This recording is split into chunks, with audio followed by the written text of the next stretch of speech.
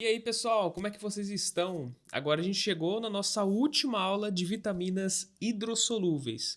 A partir dessa aula, vocês vão ver outros compostos que não são considerados como vitaminas, mas que são muito importantes, que a gente acabou citando no decorrer desse curso. Então, a gente vai agora falar um pouquinho sobre a nossa vitamina hidrossolúvel, que não faz parte do complexo B e que se chama vitamina C, talvez uma das vitaminas mais populares que nós temos, que as pessoas conhecem.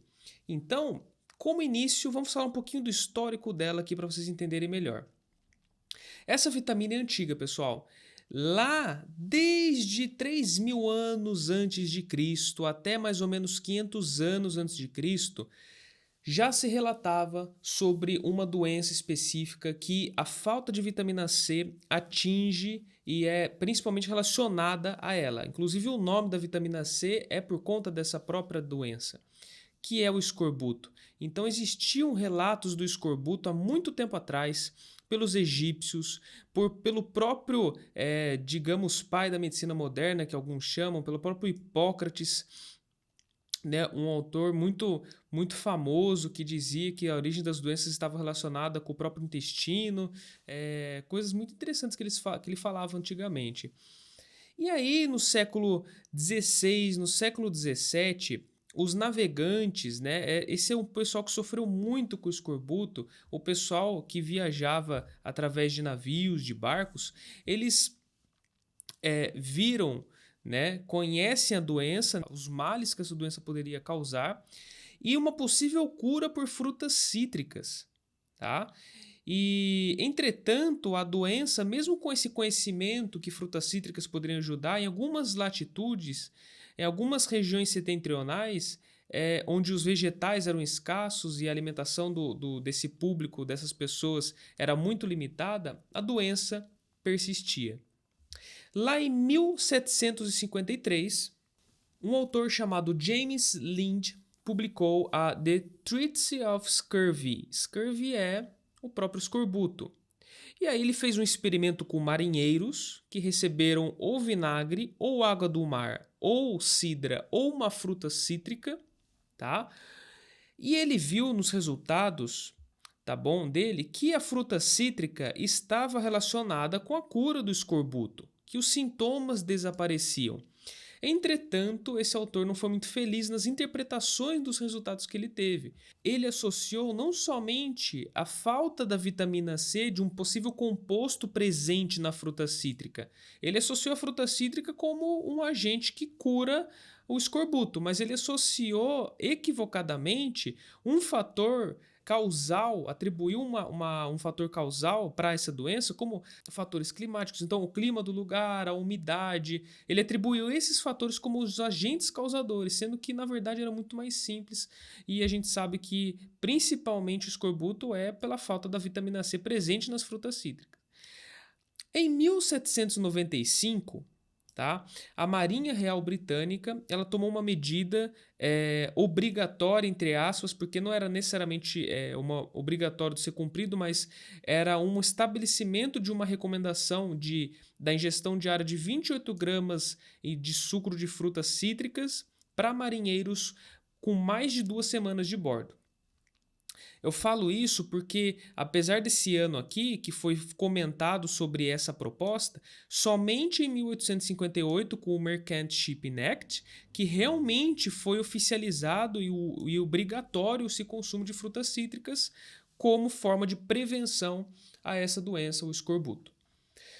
Mas ainda assim, vocês vejam que não era falado sobre vitamina C em si, sobre esse composto presente nas frutas cítricas. E aí, em 1861, em 1914, o escorbuto ainda continuou muito frequente durante a Guerra Civil Americana, durante a Primeira Guerra Mundial. E aí, em 1928, Albert Stent George, ele finalmente isolou a substância, uma substância redutora de 6 carbonos, assim como a glicose, utilizando glândulas adrenais de bois, laranjas e repolhos. E um pouquinho mais depois, esse mesmo autor, juntamente com esses laboratórios que eles trabalhavam, ele e C.C. King, confirmaram a substância como um princípio antiescorbútico. Viram que essa substância per si era capaz de curar sintomas do escorbuto. E em 1937, o Stand George, ele finalmente denominou esse composto, chamado então de ácido ascórbico, pelo próprio nome ácido anti-escorbuto, e ganhou o Prêmio Nobel de Medicina. E a terminologia da nossa vitamina C, pessoal? Quando a gente fala vitamina C, a gente se refere ao ácido L-ascórbico, ou ascorbato, ou alfa-cetolactona de 6 carbonos com um pH de 4,2. Estamos nos referindo a essa estrutura química, tá? Nós sabemos que as plantas elas conseguem sintetizar a partir de glicose e frutose, e que ela é muito abundante nas flores, nos cloroplastos, desempenha um papel importante na fotossíntese, na resistência ao estresse e crescimento da planta. Alguns animais, tá, eles até conseguem fazer alguma síntese, entretanto, nós seres humanos, a nossa fonte mesmo de vitamina C é a fonte exógena. Nós precisamos consumir plantas, tá? E nós não conseguimos sintetizá-la da forma adequada, tá bom? Afinal, nós temos uma carência na expressão da enzima relacionada à produção de vitamina C. A gente sabe que a vitamina C é uma molécula doadora de elétrons, é um agente redutor, tá? A gente pode ver aqui algumas reações que ocorrem através desses compostos aqui presentes no organismo humano, o ascorbato, o ácido deidroascórbico. A gente vai entrar em detalhes quando a gente vai discutir as funções dele aqui, o metabolismo. Então, prosseguindo, a biodisponibilidade da vitamina C, ela varia muito, tá? Varia muito em relação à fonte que ela está sendo proveniente e também a quantidade que vai ser ofertada para o organismo humano. Então, por exemplo, a estação do ano, o grau de maturidade no momento da colheita, o transporte dos vegetais, o tempo de prateleira que eles têm, a estocagem e a forma de cozimento são fatores que influenciam na biodisponibilidade de vitamina C no alimento. A refrigeração, o congelamento rápido, eles ajudam a preservar a vitamina. Existem vários ensaios, vários estudos que veem o congelamento mesmo com algo positivo para a manutenção dos níveis de vitamina C presente, retido aqui naquele alimento em específico. Ela é destruída pela oxidação e pelo bicarbonato de sódio. Então, existe ainda algumas... Vocês já viram outro caso de outras vitaminas que são sensíveis a alguns álcoois, algumas vitaminas que esse método de gastronomia para fazer um branqueamento, para deixar os vegetais um pouquinho mais claros, que é adicionar o bicarbonato de sódio, acaba tirando um pouco dos nutrientes presentes nele. E isso vai acontecer, é uma das coisas que acontece com a vitamina C, tá? E assim como todas as vitaminas hidrossolúveis, ela também é parcialmente perdida na água do cozimento. Alguns vegetais preparados por 24 horas antes, para vocês terem uma ideia, eles sofrem perdas de 45% a 52%, dependendo se ele for congelado ou estiver fresco, tá? Para vocês terem uma noção de que é uma perda particularmente importante. E aí, falando ainda na biodisponibilidade de vitamina C, vocês vejam o seguinte, nessa tabela, que existe uma dose aqui, tá ok? E vocês vão ver que quanto maior for a dose ofertada de vitamina C, menor vai ser a biodisponibilidade dela. E no nosso organismo acontece mais ou menos assim, quanto maior a dose ofertada, menor a biodisponibilidade, menor ela vai ser reaproveitada, mais ela vai ser excretada via rins, tá bom? Via túbulo renal proximal. Então, é mais ou menos esse comportamento que ela tem. A gente vai entender um pouquinho mais aqui sobre isso. Afinal, quais são as fontes, tá? Pouco se fala dessa vitamina específica sobre a microbiota, sobre como e quanto a microbiota está capaz de fornecer vitamina C através da fermentação de alguns componentes de alimentos. A gente sabe que, falando-se nas vitaminas de complexo B, a microbiota é capaz de sintetizar grande parte das vitaminas de complexo B, entretanto, nem todas são reaproveitáveis e fazem manutenção do estado nutricional. Com a vitamina C, pouco se fala sobre essa questão, essa relação, uma possível síntese bacteriana, tá? Então, isso é mais presente na vitamina do complexo B, não na vitamina C. Em geral, falando-se em fontes dietéticas agora, 5 porções de frutas e vegetais variados, eles podem fornecer de 200 a 300 miligramas por dia de vitamina C. Uma quantidade relativamente elevada. Veja que nessa lista aqui que a gente colocou mais ou menos a quantidade em medida caseira, que é 1 xícara, tá bom? Fonte retirada do livro Krause de nutrição. E vocês vejam os teores de vitamina C aqui. Gravem alguns desses valores aqui. E principalmente a acerola é um dos alimentos que mais tem, é uma fruta cítrica, né? Que mais tem vitamina C. Temos mais ou menos quase 1 grama a cada 100 gramas dela consumidas cru. Então, uma quantidade muito elevada. Aqui um pouquinho mais de tabela para vocês de vitamina C. Então, a gente tem alguns alimentos cozidos, por exemplo. Vocês vejam, tá? Que o repolho, o tomate, alguns alimentos que vocês notam que quando cozidos, tá? A biodisponibilidade de vitamina C nem sempre tem esse comportamento de queda, de diminuir a biodisponibilidade, diminuir as quantidades bioativas que podem ser utilizadas no organismo humano. Mas, pelo contrário, pode ser que aumente. Então, muitas vezes o cozimento ele corrobora para deixar aquele nutriente mais biodisponível. Em outros momentos, quando existem nutrientes mais termorresistentes, ou melhor, mais termoláveis, que não são tão termorresistentes assim, a gente perde um pouco mais das quantidades quando eles são consumidos cozidos. Tá? Então aqui a gente tem mais ou menos uma tabela, depois vocês analisam com calma, vai estar disponível para download também para vocês, todas essas tabelas de fontes alimentares. E aqui a gente tem as ingestões dietéticas de referência. Tá? Então, quanto precisaríamos consumir da vitamina C? Já temos os valores relativos a EAR, tá? E a RDA também. Vejam que a EAR e assim como a RDA também, elas foram obtidas a partir da concentração de vitamina C em neutrófilo de homens e a excreção urinária da vitamina C. Foi-se visto um equilíbrio desses valores. Na gestação, foi estabelecido o valor para prevenção de escorbuto. Tá?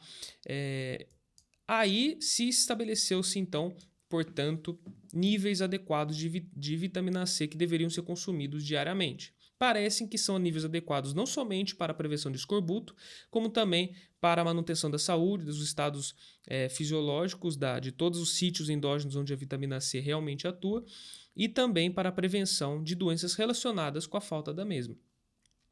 A UL, tá? Os valores máximos, o limite tolerável a ser ingerido, ele foi estabelecido com base nos efeitos adversos do trato gastrointestinal. Isso vai até 2 gramas mais ou menos, tá bom? Esses valores aqui. A partir de 2 gramas, 3 gramas de vitamina C já são capazes de gerar efeitos adversos do trato gastrointestinal, no sentido de poder gerar diarreia, quadros de constipação, diarreia. Em alguns países, admite-se ainda a ingestão de 100 a 110 miligramas por dia. Tá bom? E aí, existe também, né, uma coisa que vale a pena a gente comentar quando falamos em ingestões dietéticas de referência, quantas pessoas consomem de fato. Tá? Em um estudo realizado em 1988 até 1991, que foi o Nhanes, tá? Eles viram que 37% dos homens e 24% das mulheres, eles consumiam menos de 2 porções e meia de frutas e vegetais por dia. Tá? Uma quantidade que está abaixo das recomendações que temos hoje em dia. Se pegarmos, por exemplo, uma dieta em geral que promova a saúde, temos uma recomendação de 5 a 10 porções de frutas vegetais por dia. Tá? Então, vocês viram que a recomendação está um pouco abaixo daquilo que é recomendado. Entretanto, o consumo médio de vitamina C conseguiu até que chegar numa quantidade próxima do adequado. tá?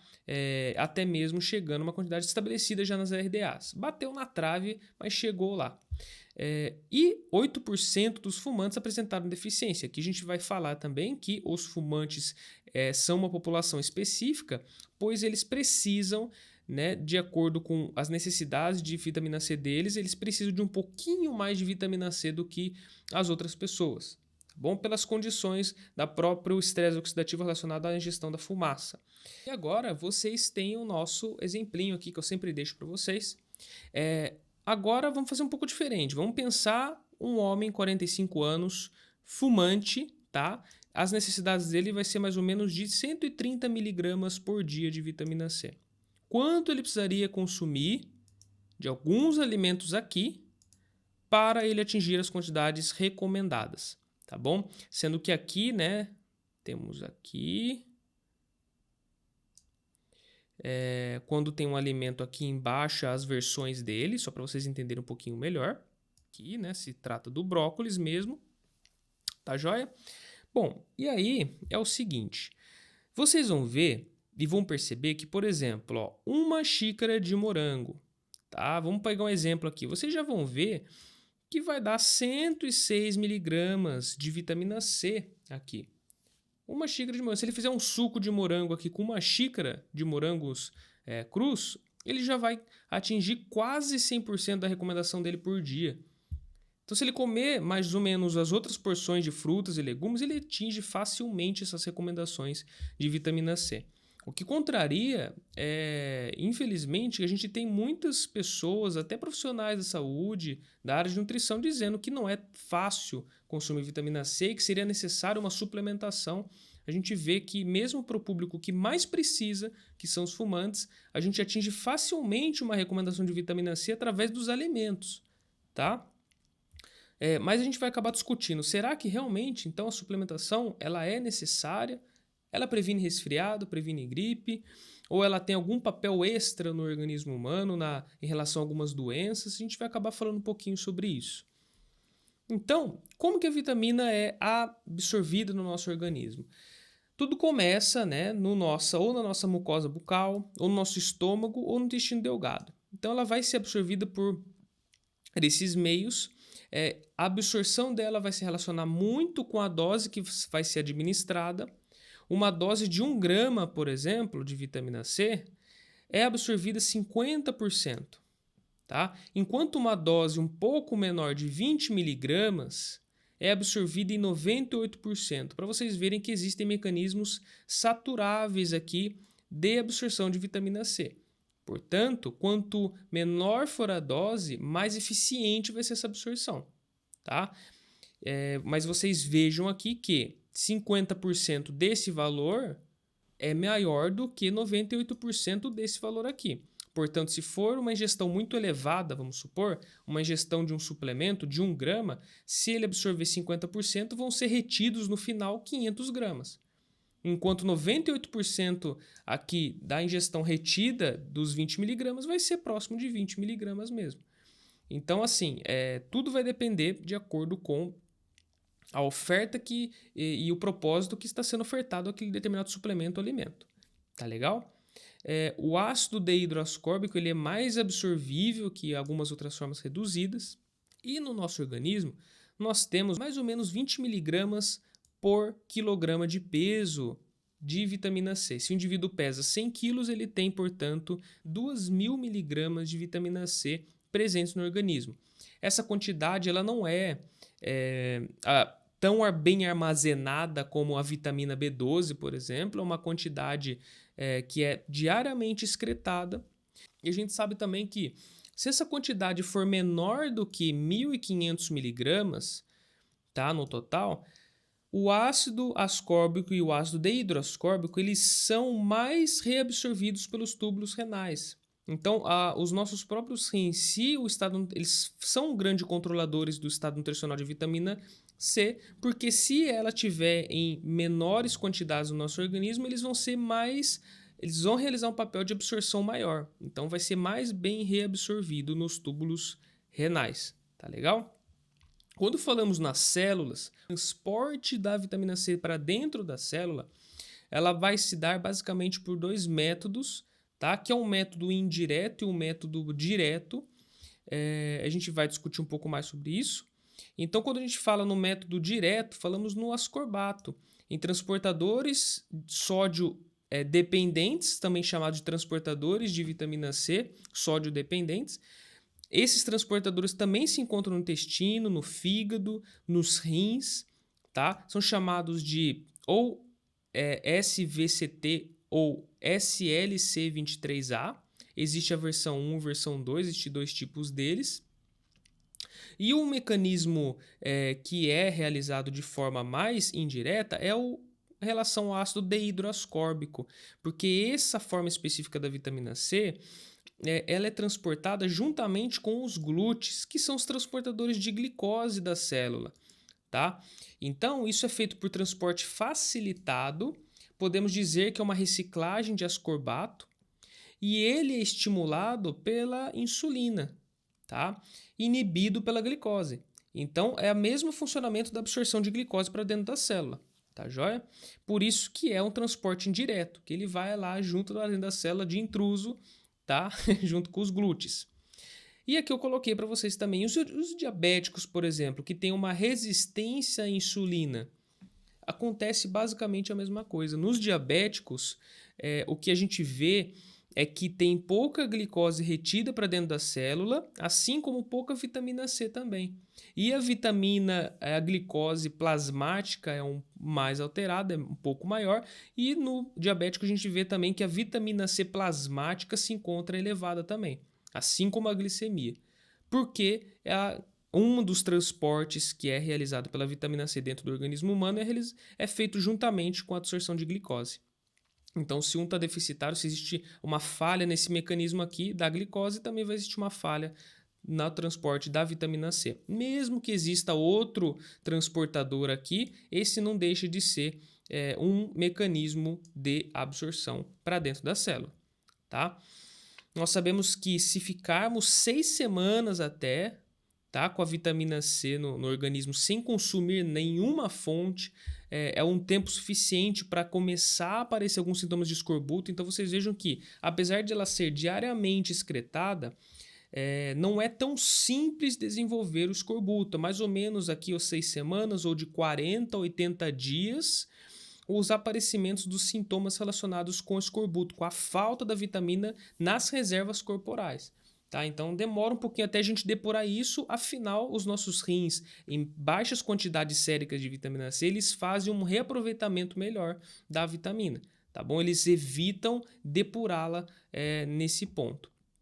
E aqui a gente tem, exemplificando, os dois mecanismos de transporte da vitamina C, uma via glúten e a outra via a próprio transportador dependente de sódio. E aí a gente tem também que não é sempre que a utilização do organismo humano da vitamina C vai ser igual. Então, existem casos em que utilizamos mais ou que utilizamos menos da vitamina C. Quando utilizamos mais, tá? Por exemplo, em situações de estresse oxidativo em geral, o próprio tabagismo, doenças graves, no infarto agudo do miocárdio, o próprio diabetes, a pancreatite também. Então, esses são alguns casos onde existe uma maior utilização da vitamina C. Nos rins, ela é livremente filtrada nos glomérulos e reabsorvida pelo tubo coletor proximal. A gente vê que quando existe uma saturação dos mecanismos de reabsorção, a vitamina C é excretada via urina.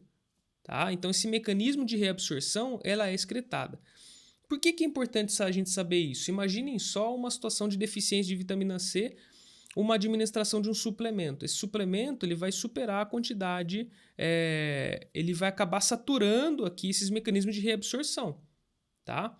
Então, vocês já imaginam que quando existe o tratamento deficiente de vitamina C, recomenda-se a divisão das doses aqui a serem administradas, porque esse mecanismo de reabsorção acaba se saturando e ele vai eliminar da mesma forma. Então, vamos dizer que ele não vai conseguir reaproveitar tão bem a vitamina C assim em grandes quantidades. Tá? Em pacientes com doença renal crônica, esses pacientes de forma específica, eles podem acumular Afinal, os próprios funcionamento, a questão funcional dos néfrons deles estão comprometidas, então eles não vão ter esse mecanismo de excreção e reabsorção, eles vão acabar retendo mais vitamina C do que o necessário, acumulando então e podendo gerar um estado de hiperoxalemia, tá? Ou seja, a formação, inclusive um risco de formação de depósitos de oxalato. Afinal, o metabolismo falando-se no metabolismo da vitamina C, um dos compostos é o ácido oxálico. O próprio metabolismo da vitamina C, então, pessoal, agora falando aqui, basicamente, se a gente fosse dar uma resumidinha, é isso aqui. Tá? Ela passa o ácido ascórbico para ácido monodehidroascórbico, ácido desidroascórbico, até a redução dele para a formação do ácido 2,3-dicetoL-gulônico, tá? E aí, o ácido 2,3-dicetoL-gulônico, ele pode ter dois destinos metabólicos distintos. Ele pode ser descarboxilado a dióxido de carbono, tá? E a fragmentos de 5-carbono, como xilose, ácido xilônico. E ele também pode ser oxidado a até ácido oxálico e fragmentos de 4-carbono, como por exemplo o ácido treônico, tá bom? Ou então esse mesmo composto pode ser convertido em ácido ascórbico 2-sulfato. Então, a gente tem que, em grandes quantidades, presentes no sangue, principalmente o que acontece com pacientes com doença renal crônica, nós temos que pode ocorrer um acúmulo de ácido oxálico que pode favorecer a formação de depósitos de oxalato. Tá? Então, a ingestão, você já imagina que a ingestão de suplementos de vitamina C em grandes quantidades favorece e tem um risco maior da formação de depósitos de oxalato. Mas a gente vai ver que isso aqui, na verdade, acontece um pouco mais em pacientes que têm uma determinada predisposição. Mas, de todavia, não se recomenda uma grande ingestão de vitamina C e isso é um dos motivos. Bom, agora, falando sobre a avaliação do estado nutricional, geralmente se avalia o estado nutricional de vitamina C ou pela medição do ascorbato plasmático ou pelo ascorbato presente nos glóbulos brancos, ou também chamados de leucócitos. Tá? Mas o mais comum, né, se avaliado, principalmente utilizado em alguns estudos, é o ascorbato plasmático. Então, nós temos que ele deve estar maior que 11,4 micromolares, que equivale a 0,2 mg por decilitro de sangue, e o estado marginal de risco moderado entre 11,4 e 20,8, tá bom? Aqui é um valor, tem um número a mais, é 21,8, que vai de 0,2 a 0,5 mg por decilitro de sangue, tá bom? Esse é o estado marginal moderado, porque quando a gente vai ver mesmo, gente, a saturação ela ocorre quando existe concentrações de 70 micromolares ou mais. Então vocês vão ver que realmente para uma pessoa chegar ao nível de 11,4 ou menos de vitamina C é que existe uma deficiência associada aí. Tá joia? Já existe um consumo comprometido de fontes de vitamina C. E a gente vai falar um pouco das funções dessa vitamina, né? São muitas as funções, a gente tem basicamente ela como fator de 14 enzimas distintas, entre outras funções, e a gente vai basicamente citar aqui algumas coisas, tá bom? Bom, falando-se então como um cofator para enzimas, a vitamina C ela participa de 14 enzimas distintas, tá? Dentre elas, são responsáveis pela biossíntese de carnitina, um composto que a gente vai discutir o seu próprio funcionamento em breve aqui nas próximas aulas, mas vocês já acabaram vendo o papel dele, principalmente para transporte de ácidos graxos, não é mesmo? A própria carnitina palmitoiltransferase faz parte de uma enzima importante para transporte de ácido graxo mitocondrial. O metabolismo da tirosina, a hidroxilação de um fator induzido por hipóxia, hidroxilação de colágeno, de hormônios peptídeos, de biossíntese, aqui explicando-se, né, um pouco mais sobre a presença dela na glândula adrenal, mas para a biossíntese de norepinefrina, e aqui então a vitamina C funcionando como um fator importantíssimo para a manutenção de funções vitais do organismo humano. No intestino delgado, é uma coisa importante se citar, ela vai promover a absorção de ferro, tá? Por isso que muitas estratégias nutricionais se baseiam em adicionar alguma fonte de vitamina C em momentos onde existe fontes de ferro junto, porque ela melhora a absorção do ferro dietético. Em células, por exemplo, a vitamina C também pode regular a expressão genética e translação de mRNA, prevenir danos causados por oxidantes e DNAs, proteínas intracelulares. Afinal, como a gente discutiu, ela é sim um antioxidante muito importante, um antioxidante hidrossolúvel, que atua juntamente com a vitamina E, fazendo a reciclagem da vitamina E. E vocês vão ver que durante o organismo humano muito se produz, principalmente a nível mitocondrial, muito se produz de substâncias, metabólitos que são oxidantes, produtos do estresse oxidativo e que precisamos de um sistema, portanto, antioxidante, tanto enzimático como exógeno, para a realização desse processo redox, tá? No plasma, a vitamina C ela aumenta a vasodilatação dependente do endotélio, ela é capaz de reduzir os oxidantes provenientes dos neutrófilos, reduzir a oxidação da lipoproteína de baixa densidade, isso aqui juntamente com a vitamina E, eliminar os radicais peroxila em meio aquoso e produtos da peroxidação lipídica, tá bom? Produtos do estresse oxidativo. E aqui também no estômago, ela faz uma prevenção da formação de compostos N-nitroso, tá bom? Compostos que têm uma certa... podem causar, inclusive, estar relacionados com o próprio câncer de estômago. E a vitamina C que faz um papel importante, ainda questionado, não tem bem estabelecido assim, da prevenção do câncer de estômago.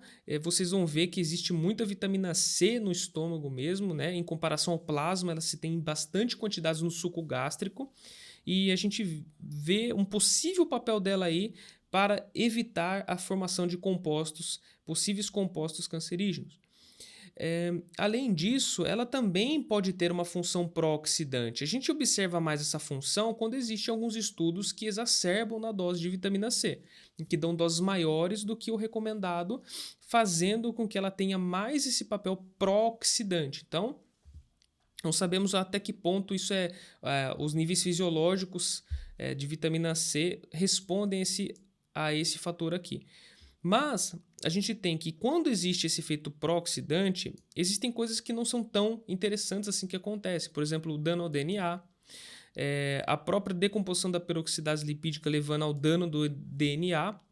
Só que isso também acaba sendo alvo de células cancerígenas, tá bom? Esse efeito pró-oxidante. Mas como eu já havia dito, pouco se sabe sobre esse efeito e, afinal, ele é gerado através de estudos que fornecem quantidades exacerbadas de vitamina C ao organismo humano. Além de todas essas funções, então, como cofator enzimático, como um agente redutor,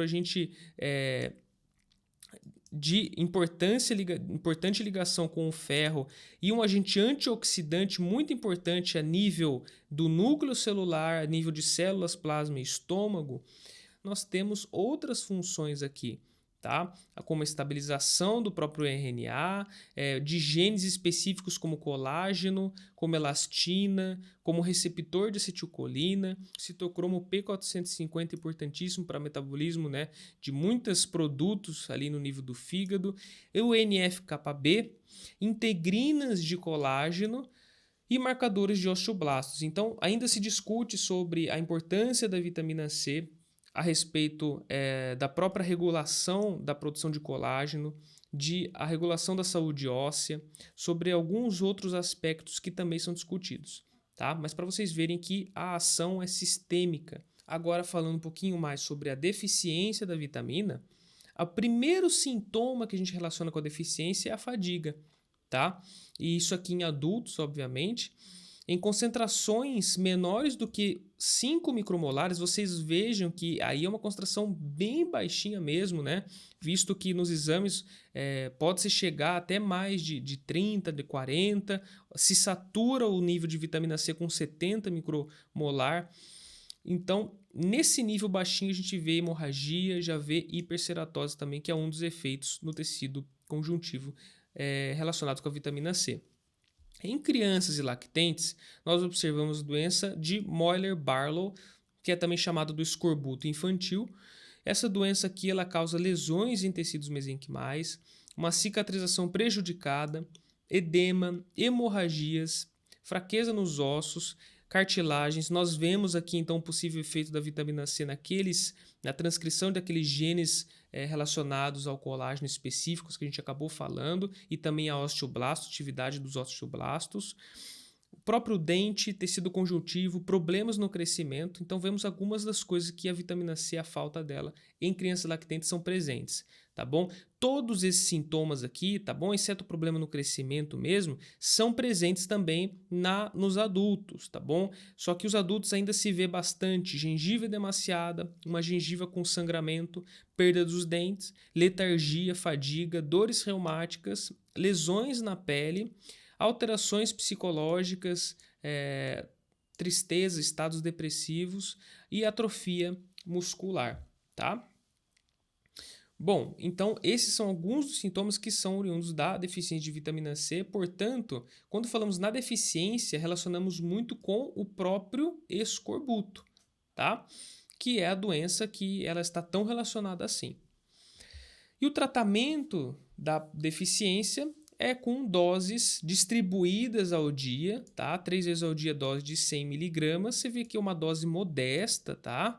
Não é uma dose exacerbada de vitamina C, e ela é bem distribuída por conta daquele mecanismo saturável também de própria reabsorção a nível túbulo renal, e ainda assim existe um protocolo para uma dose inicial intravenosa de mais ou menos 60 a 100 mg de vitamina C, tá legal? E a toxicidade. Existe algum efeito tóxico importante? Existe. 3 gramas ou mais, que foi o valor estabelecido para que se pudesse fazer os níveis de UL, de limite máximo tolerável, que são capazes de gerar diarreia, tá bom? Isso aqui de uma vez só, obviamente, não uma dose única, são capazes de gerar diarreia, distensão abdominal. Existe ainda um risco de acúmulo de ferro, de excesso de ferro em pessoas que têm predisposição ou que apresentam hemocromatose, talassemia maior, anemia sideroblástica, anemia falciforme. Principalmente esse público aqui, afinal, a vitamina C ela potencializa a absorção do ferro, só que isso aqui não em sujeitos normais, tá bom? Existem estudos que avaliam o efeito da dose de 2 gramas de vitamina C diários em alguns sujeitos sem essas patologias e não foi visto nenhum acúmulo extra de ferro a mais com essa hiperdose de vitamina C. Então, isso é mais direcionado para esses indivíduos aqui.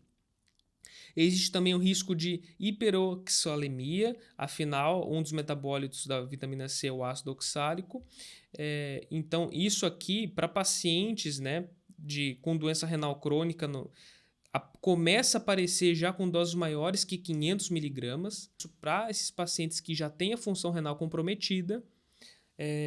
Entretanto, pacientes normais, com função renal normal, pacientes saudáveis, vai demorar mais e tem que caprichar na dose para que realmente possa existir, a não ser que exista alguma predisposição ali para a própria formação do ácido oxálico. E também o excesso de ácido ascórbico, ele é um falso positivo para a glicose urinária, tá bom? É um dos exames para próprio diagnóstico de próprio diabetes.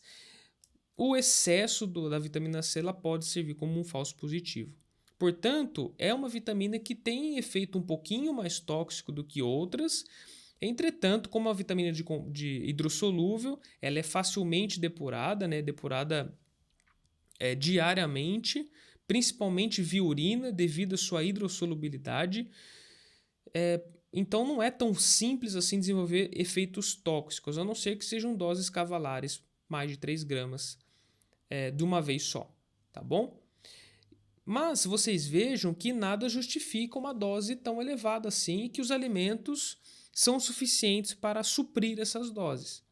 Existe um pesquisador, tá bom? Um cara muito famoso que talvez vocês conheçam, chamado Linus Pauling. Se vocês já lembram da química, da distribuição eletrônica, esse rapaz aqui foi ganhador do Prêmio Nobel e ele era um dos defensores da vitamina C devido à própria família, ao seu pai ser farmacêutico, há uma história envolvida por trás. Ele defendia altas doses de vitamina C, dizia até a respeito da prevenção de gripes, de resfriados. E a gente sabe atualmente que, na verdade, a vitamina C não é capaz per se de prevenir um resfriado, de prevenir uma possível infecção viral e a sua própria estado prodrômico associado. Não existe essa prevenção quando falamos em vitamina C, tá bom? O que a gente sabe é que muitas células do sistema imunológico utilizam sim vitamina C. Ela, por ser um fraco antihistamínico, ela até evita, né, em uma certa quantidade, uma certa dose, ela evita a exacerbação de alguns sintomas como a coriza, escorrimento nasal, né, sintomas associados à própria produção de histamina nesses casos específicos de infecção viral, bacteriana, mas de certa forma ela não previne o resfriado, não previne gripe, né? Uma falácia, um senso comum isso. Em altas doses ela pode diminuir um pouquinho os efeitos, os sintomas associados a essas doenças, porém não de forma a prevenir o indivíduo de contrair um resfriado ou uma gripe aqui. Então o que a gente tem atualmente é que a vitamina C, ela não é uma vitamina muito importante, tem funções muito importantes no organismo humano, tem funções muito importantes sim no sistema imunológico. Entretanto, é muito interessante que se mantenham os níveis fisiológicos, os níveis que a gente consegue comendo frutas, vegetais na nossa dieta, tá bom? E não é necessário, portanto, uma suplementação. É isso que a gente mais ou menos tem já estabelecido na literatura científica. Portanto, a gente acabou vendo a nossa última vitamina hidrossolúvel. A gente viu que a vitamina C ela é diferente das vitaminas de complexo B, né? Ela responde um pouquinho diferente. E agora, a partir desse momento nas aulas, a gente vai começar a ver um pouquinho mais sobre outros compostos que não são vitaminas. Então a gente vai começar a ver sobre um pouco da carnitina, sobre o inositol, sobre a colina, que a gente não havia comentado também. Basicamente pincelando um pouquinho sobre os fitoquímicos, que é um mundo, né, de compostos que a gente poderia estar citando aqui. Então a gente encerra a nossa sessão de vitaminas hidrossolúveis aqui e eu te espero na próxima aula.